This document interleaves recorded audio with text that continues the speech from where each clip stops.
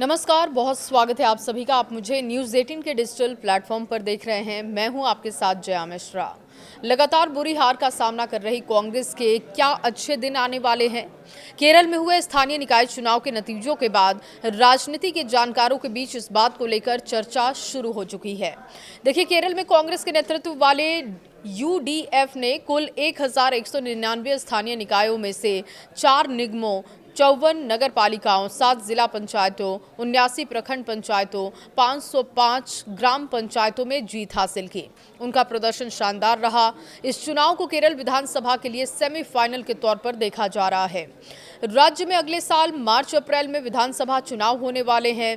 बीते माह बिहार विधानसभा चुनाव में बुरी हार झेलने वाली कांग्रेस के लिए ये एक राहत वाली खबर है। 2024 के लोकसभा चुनाव में कांग्रेस ने अपेक्षाकृत बेहतर प्रदर्शन किया था। उसे 99 सीटों पर जीत मिली थी, लेकिन उसके बाद विधानसभा चुनाव में पार्टी पूरी तरीके से बेपटरी हो गई।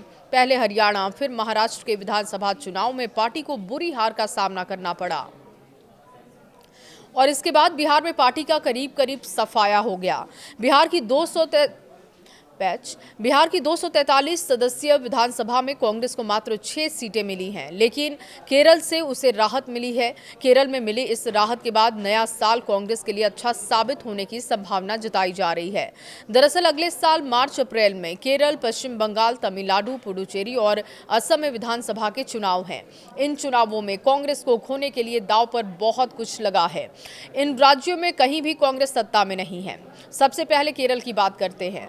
केरल में कांग्रेस के नेतृत्व वाला यूडीएफ बीते एक दशक से सत्ता से बाहर है, लेकिन अब स्थानीय निकाय चुनाव में उसे उम्मीद जगी है और अगले विधानसभा चुनाव में वो राज्य की सत्ता में लौट सकती है। केरल के बाद तमिलनाडु और पुडुचेरी में अगले साल चुनाव होने वाले हैं।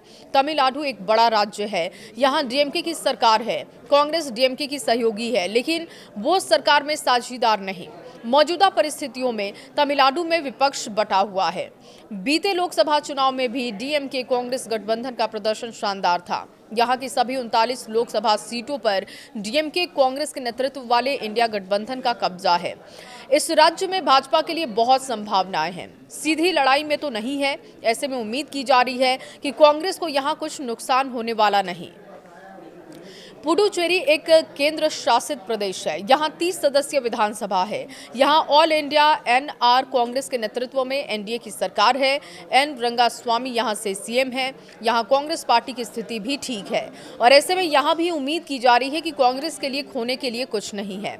अगर वो यहाँ सत्ता में आ जाती है तो उसके लिए बड़ी राहत होगी। क्या है पूर्वी भारत के हालात, अब ये भी जान लीजिए। अब बात पूर्वी भारत की करते हैं। देखिए, पूर्वी भारत के 2 राज्य पश्चिम बंगाल और असम की बात करते हैं। अगले साल विधानसभा का चुनाव है। पश्चिम बंगाल की बात करें तो यहाँ कांग्रेस लंबे समय से सत्ता से बाहर है। यहाँ मुख्य मुकाबला भाजपा और टीएमसी के बीच है। राज्य में करीब 15 सालों से ममता बनर्जी के नेतृत्व में टीएमसी की सरकार है। दूसरी तरफ इन 15 सालों में भाजपा काफी मजबूत हुई, करीब करीब शून्य से उठकर आज सत्ता के दावेदार तक पहुंच चुकी है। राज्य में टीएमसी और भाजपा के बीच 5 से 7% वोटों का अंतर है।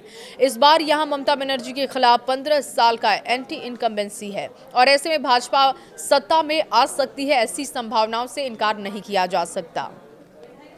यानी इस राज्य में भी कांग्रेस को खोने के लिए कुछ नहीं दिख रहा।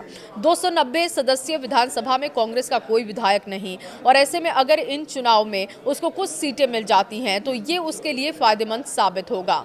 अब असम की बात करते हैं। देखिए, कांग्रेस के लिए असम एक बहुत महत्वपूर्ण राज्य है। यहाँ पार्टी लंबे समय तक सत्ता में रही, लेकिन बीते 10 सालों से वो सरकार से बाहर है। यहाँ भाजपा के साथ उसकी कांटे की टक्कर है। राज्य में विधानसभा की 126 सीटें हैं। मौजूदा वक्त में कांग्रेस के नेतृत्व वाले महाजोत गठबंधन के पास 50 सीटें हैं। भाजपा के नेतृत्व वाले एनडीए के पास 75 सीटें हैं।